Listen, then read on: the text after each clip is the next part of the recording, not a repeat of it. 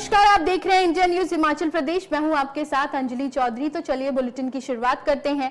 पश्चिम बंगाल के दार्जिलिंग में आज सुबह बड़ा ट्रेन हादसा हुआ। यहां रांगपानी स्टेशन के पास कंचनजंगा एक्सप्रेस ट्रेन में मालगाड़ी ने पीछे से टक्कर मार दी। प्रधानमंत्री नरेंद्र मोदी ने इस हादसे पर शोक जताया है। पश्चिम बंगाल ट्रेन हादसे पर पीएम मोदी ने दुख जताया है। उन्होंने कहा कि जिन लोगों ने अपने प्रियजनों को खो दिया, उनके प्रति संवेदना है। प्रभावित लोगों की मदद के लिए रेस्क्यू ऑपरेशन जारी है। उन्होंने साथ ही मृतकों के परिजनों के लिए मुआवजे की भी घोषणा की। रेल दुर्घटना में प्रत्येक मृतक के परिजन को पीएमएनआरएफ से 2 लाख रुपए दिए जाएंगे, वहीं घायलों को 50,000 रुपए दिए जाएंगे। तो पश्चिम बंगाल में एक ट्रेन हादसा हुआ जिसपे पीएम मोदी ने दुख जताया है और रेल हादसे के पीड़ितों के लिए मुआवजे का भी ऐलान किया है।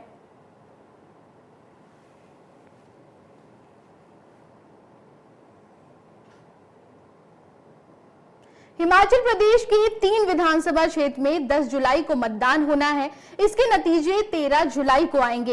हिमाचल प्रदेश की नालागढ़, देहरा और हमीरपुर सीट पर उपचुनाव होने जा रहा है। भारतीय जनता पार्टी ने प्रत्याशियों की घोषणा कर दी है और अब प्रत्याशियों के नामांकन की तारीख भी सामने आ चुकी है।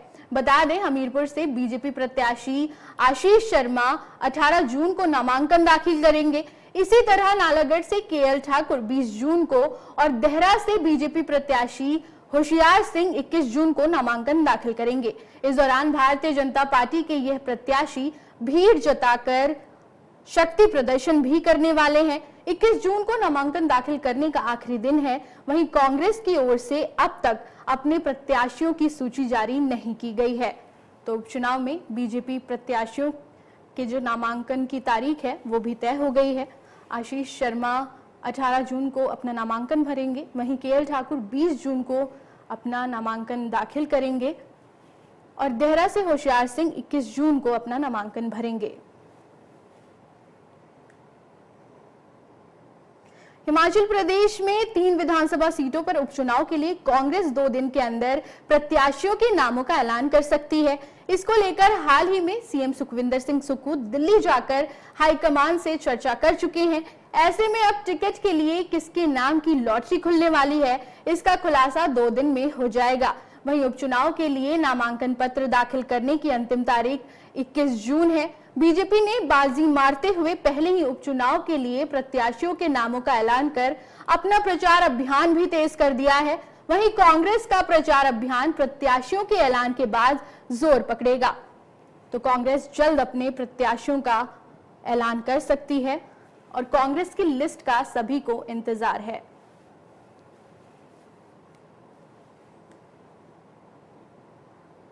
वहीं उप मुख्यमंत्री मुकेश अग्निहोत्री ने बढेड़ा में 40 बेड की सुविधा वाले मल्टी स्पेशलिस्ट आयुर्वेदिक अस्पताल का शुभारंभ किया।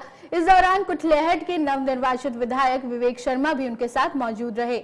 इस दौरान उप मुख्यमंत्री मुकेश अग्निहोत्री ने कहा कि हिमाचल सरकार ऊना के हरोली विधानसभा क्षेत्र में बनने जा रही महत्वाकांक्षी बल्क ड्रग पार्क परियोजना में 1000 करोड़ रुपए की पूंजी निवेश करेगी। सारे प्रदेश में अगर आप देखेंगे तो सबसे अगर तेज गति से कहीं पे विकास हो रहा है या जिस जिले में लोग इन्वेस्ट करना चाह रहे हैं वो जिला ऊना है। जिला ऊना फास्टेस्ट ग्रोइंग इकोनॉमी बन रहा है। और आप देखें जहाँ टूरिस्ट प्लेसेस हैं उससे भी ज्यादा होटल जो है, अच्छे होटल यहाँ पे बन रहे हैं। मैरिज पैलेसेस जो हैं पूरे प्रदेश के कंपैरिजन में आपके यहाँ पे बन रहे हैं और इंडस्ट्री का ग्रोथ जो है वो इस जिले में हो रहा है। अगर आप चारों तरफ से देखें कि किस जिले में क्या क्या प्रगति हुई आज दिन तक, अगर आप मूल्यांकन करें तो हमें इस बात का फक्र है कि हम उस जिले को रिप्रेजेंट कर रहे हैं। मैं पिछले 25 साल से यहाँ एमएलए चल रहा हूँ,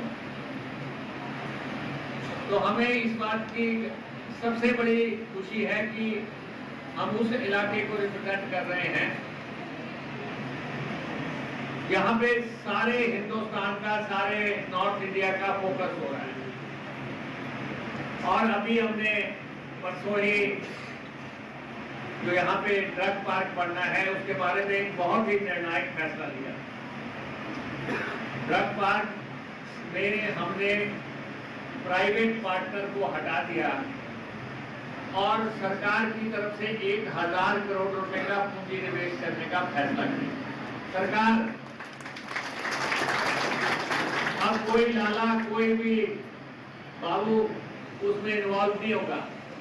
सारा निवेश जो है वो सरकार का होगा। 50% राशि केंद्र लगाएगी, 50% हम देंगे। मैचिंग ग्रांट पूरा हमने देने का फैसला किया है। और प्रोजेक्ट इम्प्लीमेंटिंग अथॉरिटी जो है वो अब हिमाचल प्रदेश सरकार होगी। यहाँ पे अभी सीटें बढ़ाने की बात कर रहे हैं। सीटें तो हम बढ़ा देंगे, कोई बड़ी बात नहीं है, क्योंकि ये इसका कोई मालिक नहीं है, ये कोऑपरेटिव सेक्टर में चल रहा है। सहकारी क्षेत्र में चलने वाला ये प्रदेश का पहला कॉलेज है जिसमें कोऑपरेटिव सोसाइटियाँ योगदान दे रही हैं। कोऑपरेटिव सोसाइटियों का पैसा इसमें कॉलेज में लगा हुआ है। इसका नफा नुकसान जो है उन सोसाइटियों को जाएगा। तो इसलिए संस्थान जो है आगे कदम बढ़ा रहा है। अगर आज अस्पताल खुल रहा है और आयुर्वेदा का बहुत बड़ा भविष्य है इस देवभूमि में। और पपरोला से यहाँ पे आज डॉक्टर्स आए हैं, उनका अपना नाम है, वो अपना स्थान है, उस संस्थान का अपना नाम है। हमारे भी यहाँ पे कुछ आयुर्वेदा डॉक्टर्स का बहुत अच्छा नाम है जो लोग उन्हीं को दिखाना चाहते हैं। और हम यहाँ पे अगर अच्छा अस्पताल स्थापित कर देते हैं, जिसकी शुरुआत हुई, आज भी 500 लोग दिखाने के लिए आए हैं। पहले ही दिन 500 लोग दिखाने के लिए आए हैं। तो वहीं नालागढ़ विधानसभा क्षेत्र से निर्दलीय विधायक केएल ठाकुर द्वारा इस्तीफा देने के बाद अब यहां पर उपचुनाव 10 जुलाई को होने वाले हैं, जिसको लेकर बीजेपी द्वारा पहले ही केएल ठाकुर को बतौर प्रत्याशी चुनावी मैदान में उतार दिया है। कांग्रेस पार्टी की ओर से भी कई दिनों तक चली प्रत्याशी के नाम पर बातचीत के बाद अब कांग्रेस पार्टी द्वारा नालागढ़ विधानसभा क्षेत्र से बाबा हरदीप सिंह उपचुनाव के लिए दावेदार हैं, लेकिन औपचारिक तौर पर हाईकमान ने इसकी घोषणा अभी तक नहीं की है। जी, हमने तो जनसंपर्क जो है लोकसभा के चुनाव के टाइम पे ही अपना जारी रखा था। और जैसे कि सब जानते थे कि उपचुनाव जो है वो होना है, 3 आज़ाद विधायकों ने जो इस्तीफा दिया उसको मंजूर किया गया और मंजूर करने 3 तारीख को मंजूर हुआ और 10 तारीख को दोबारा चौन जो है आचार संहिता लगी है, जिसका हम स्वागत करते हैं। और जनसंपर्क के लिए अपनी कंफ्यूज की बात करें तो नालागढ़ आज भी मैं जो है लोगों के बीच में और अपनी ग्राम पंचायत गलैच के गांव कपोरी में छिंज मेला था, उसमें जो है हमारे साथियों ने आमंत्रित किया था। उस सिलसिले में आया था और रास्ते में मुझे हमारे प्रभारी श्री राजीव शुक्ला जी का, हमारे माननीय मुख्यमंत्री सुखविंदर सुक्खू जी का और हमारे उप मुख्यमंत्री मुकेश अग्निहोत्री जी का जो है फ़ोन के माध्यम से उन्होंने मुझे सूचित किया कि मुझे जो है उनके द्वारा, पार्टी के द्वारा टिकट दिया गया है। हमारा जनसंपर्क अभियान जो है वो जारी है और आने वाली 10 जुलाई को नालागढ़ की जनता कांग्रेस पार्टी के उम्मीदवार को मुझे अपना आशीर्वाद देके जो है, मुझे विश्वास है कि मुझे आशीर्वाद देंगे, चुनेंगे, ताकि मैं अपने इलाके को जो रुके हुए काम श्री सुखविंदर सिंह सुक्खू जी की सरकार में जो हमारे काम बंद पड़े थे, उन कामों को जो है माननीय मुख्यमंत्री जी के आशीर्वाद से जो है पूरा करने का प्रयास करूँ। अंतर्राष्ट्रीय समर फेस्टिवल शिमला 2024 की दूसरी सांस्कृतिक संध्या में हिमाचल प्रदेश विधानसभा अध्यक्ष कुलदीप पठानिया मुख्य अतिथि के रूप में मौजूद रहे। इस दौरान हरियाणा विधानसभा के अध्यक्ष ज्ञानचंद गुप्ता और उनकी पत्नी बिमला गुप्ता ने भी कार्यक्रम में शिरकत की। वहीं तीसरी सांस्कृतिक संध्या में हिमाचल प्रदेश के उप मुख्यमंत्री मुकेश अग्निहोत्री मुख्य अतिथि होंगे। तो शिमला में समर फेस्टिवल की धूम है। दूसरे दिन कुलदीप पठानिया मुख्य अतिथि के रूप में वहां मौजूद रहे। वहीं हरियाणा विधानसभा अध्यक्ष और उनकी पत्नी भी कार्यक्रम में मौजूद रहे। आपको बता दें, ये कार्यक्रम 18 जून तक चलेगा।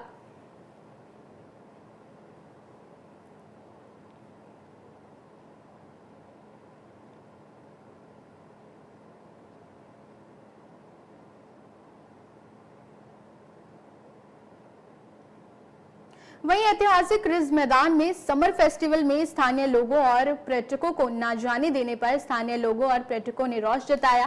स्थानीय लोगों और पर्यटकों का कहना था कि यदि कार्यक्रम देखने के लिए हमें रोका जा रहा है तो यह बहुत ही दुर्भाग्यपूर्ण है। वहीं स्थानीय लोग और पर्यटक पुलिस प्रशासन से बहसबाजी करते हुए भी नजर आए। मामले में पुलिस प्रशासन का कहना था कि रिज मैदान में ज्यादा भीड़ इकट्ठा हो गई, जिसकी वजह से लोगों को रिज मैदान में जाने से रोका गया। लेकिन जब विवाद ज्यादा बढ़ गया तो स्थानीय लोगों और पर्यटकों को समर फेस्टिवल में जाने की अनुमति दे दी गई।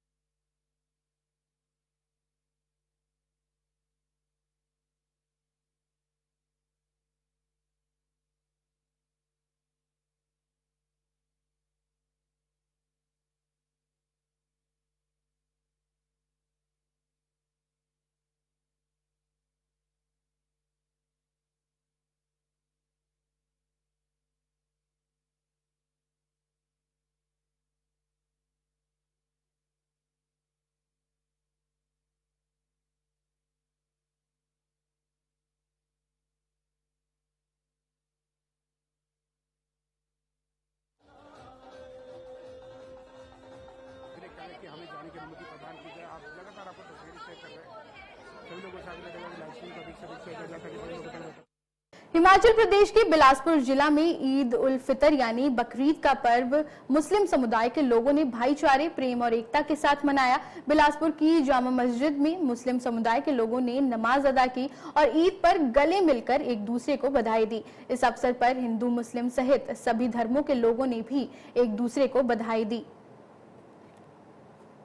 रहमतुल्लाहि व बरकातुहू। सबसे पहले तो मैं अपनी तरफ से और मुस्लिम कमेटी जामा मस्जिद की तरफ से पूरे देशवासियों को, ख़ास तौर से हिमाचल वासियों को और फिर बिलासपुर वालों को इस ईद की, जो कि ईद कुर्बान है, इसकी मुबारकबाद पेश करता हूँ। ये खुशी का एक त्यौहार है और इस्लाम के 2 त्यौहार साल में आते हैं। एक तो रमज़ान के बाद आता है और एक रमज़ान के 2 महीना 10 दिन बाद ये ईद उल अज़हा का त्यौहार है।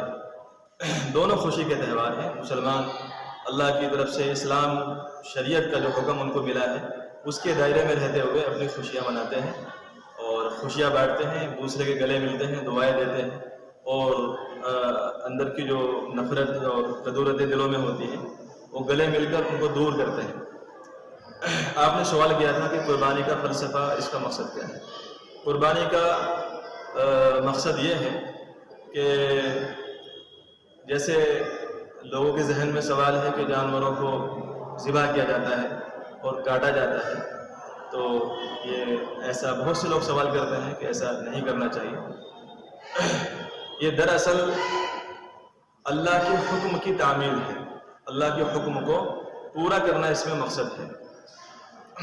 दूसरे मज़हबों के अंदर भी जो है, अगर हम मुताला करेंगे और गौर करेंगे, उनको पढ़ेंगे, तो जानवरों को ज़िबा करना वहाँ भी पाया जाता है। खैर, बहरहाल मैं ये कहना चाहता हूँ कि कुर्बानी का जो फ़लसफ़ा है वो ये है कि हम हर काम के अंदर अल्लाह के हुक्म के सामने अपने आप को झुका दें, अपना सर जो है अल्लाह के हुक्म के सामने झुका दें। यानी जैसा ऑर्डर मिला, जैसा हुक्म मिला अल्लाह की तरफ से, वैसा हम कर गुजरे। बस यही इसका फ़लसफ़ा है। किसी की दिल आज़ारी, किसी को दिल तकलीफ़ पहुँचाना मकसद नहीं है, क्योंकि कोई अगर ऐसा करता है, दूसरों को तकलीफ़ पहुँचाने के लिए ऐसा करता है, तो फिर शरीयत ये भी कहती है कि उसका ये अमल कुर्बानी वाला अमल नहीं है, उसका ये अमल जो है वो बर्बाद हो जाता है। और इस हकीकत का कुरान ने भी बरमला ऐलान किया है, लन यनालल्लाह लुहुमुहा वला दिमाउहा वलाकिन यनालुहु तक़वा मिनकुम, कि अल्लाह के यहाँ न इनका गोश्त पहुँचता है। तो इस वक्त की बड़ी खबर आ रही है उपचुनाव को लेकर। तो इस वक्त की बड़ी खबर, उपचुनाव के लिए कांग्रेस ने अपनी लिस्ट जारी कर दी है। 2 सीटों पर प्रत्याशियों के नामों का ऐलान हो गया है। हमीरपुर से पुष्पेंद्र वर्मा को कांग्रेस ने टिकट दिया है, वहीं नालागढ़ से हरदीप बावा को टिकट मिला है। अभी देहरा सीट पर कांग्रेस ने नाम का ऐलान नहीं किया है। तो 2 सीटों पर प्रत्याशियों का ऐलान हो चुका है। कांग्रेस ने अपनी 2 सीटों पर प्रत्याशियों के नामों का ऐलान कर दिया है। हमीरपुर से पुष्पेंद्र वर्मा को टिकट मिला है, वहीं नालागढ़ से हरदीप बावा को टिकट मिला है। वहीं देहरा सीट पर अभी नाम आना बाकी है। तो कांग्रेस ने अपनी सीटों का ऐलान कर दिया है। हमीरपुर से पुष्पेंद्र वर्मा को उतारा है। आशीष शर्मा के सामने कांग्रेस ने पुष्पेंद्र वर्मा को उतारा है। वहीं नालागढ़ की बात करें तो हरदीप बावा को टिकट मिला है। केएल ठाकुर के सामने हरदीप बावा को टिकट मिला है।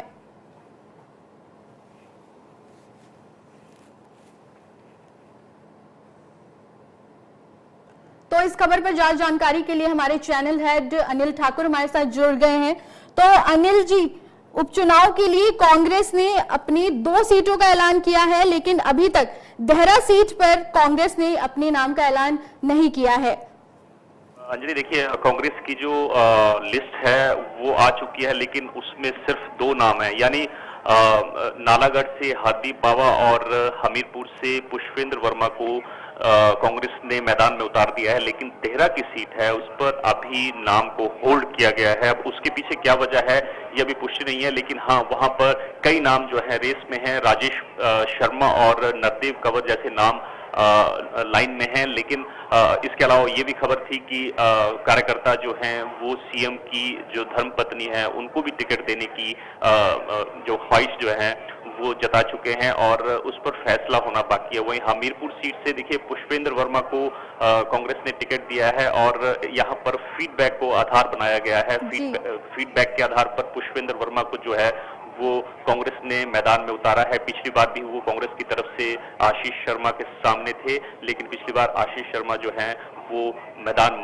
मार गए थे विधानसभा चुनाव के दौरान और उन्होंने जीत दर्ज की थी निर्दलीय विधायक के दौरान। लेकिन अब वो भाजपा की टिकट पर जो हैं वो हमीरपुर विधानसभा क्षेत्र से मैदान में हैं। और इसके अलावा नालागढ़ की बात करें तो यहाँ पर कांग्रेस के पास जो है बहुत ज्यादा विकल्प नहीं थे। हरदीप बावा जो हैं उनका नाम चल रहा था और वो लगभग तय था कि उनको टिकट मिलना ही है। जी अनिल, क्या लगता है कि हमीरपुर से पुष्पेंद्र वर्मा आशीष शर्मा को टक्कर दे पाएंगे?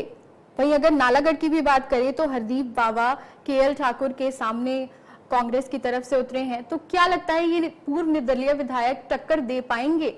देखिए, पुष्पेंद्र वर्मा वो नाम है जिनके मैदान में आने से अब वहां पर कांग्रेस कड़ी टक्कर दे सकती है। हालांकि इसके अलावा पहले सीएम के पॉलिटिकल एडवाइजर सुनील बिट्टू हैं, उनका नाम भी था, लेकिन ये माना जा रहा है कि पुष्पेंद्र वर्मा जो हैं वो ज्यादा स्ट्रॉन्ग कैंडिडेट हैं आशीष शर्मा के सामने और वो कड़ी टक्कर दे पाएंगे। वहीं हरदीप बावा जो हैं वो काफी सक्रिय हैं फील्ड में, वो भी वहां से कड़ी टक्कर जो है बीजेपी के प्रत्याशी को वहां से दे सकते हैं। जी, तो आपका बहुत बहुत धन्यवाद अनिल इस खबर पर जानकारी के लिए।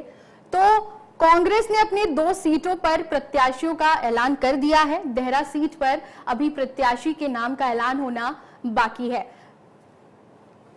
तो चलिए अगली खबर का रुख करते हैं। आज ईद उल अजहा यानी बकरीद पूरे देश भर में हर्षोल्लास के साथ मनाई जा रही है। इस अवसर पर नाहन में भी कमेटी मैदान में ईद की नमाज का आयोजन किया गया। जामा मस्जिद के इमाम अब्दुल रऊफ की अगुवाई में मुस्लिम लोगों ने भाग लिया। नाहन विधायक अजय सोलंकी भी इस मौके पर ईद की नमाज में पहुंचे और लोगों को ईद की मुबारकबाद दी। साथ ही उन्होंने इस आपसी भाईचारे को मजबूत बनाने का भी आह्वान किया। तो देश भर में ईद उल अजहा की धूम है। के उपलक्ष्य पे सभी प्रदेशवासियों को शुभकामना देगा। आज बड़ा पवित्र कुर्बानी का दिन है, तो आज के उपलक्ष्य पे आह्वान भी करना चाह रहे हैं देश में भाईचारा बना रहे, क्षेत्र में जो है खुशहाली रहे। और हम चाहते हैं कि आज के दिन सभी लोग दुआ करें कि हमारे क्षेत्र में जो भी समस्याएं हैं उसका समाधान हो और खुशहाली भरा वातावरण रहे, भाईचारे का वातावरण रहे और देश तरक्की की तरफ बढ़े। ऐसी आज दुआ करना। हमीरपुर में एक कार दुर्घटना का शिकार हो गई। दरअसल कार ज्वालाजी की ओर से आ रही थी और ब्यास पुल के नजदीक सड़क के किनारे बने एक पैरापेट से टकरा गई, जिसके बाद गाड़ी में भीषण आग लग गई। गनीमत यह रही कि कार में सवार तीनों ही लोग आग लगते ही कार के शीशे तोड़कर बाहर निकल गए और देखते ही देखते कार आग की लपटों में समा गई। घटनास्थल के पास एक होटल का कर्मचारी आवाज सुनकर बाहर आ गया और पुलिस और फायर ब्रिगेड को फोन पर सूचित किया। मौके पर पहुंची पुलिस ने भी घटनास्थल का जायजा लिया और मामले की छानबीन में जुट गई।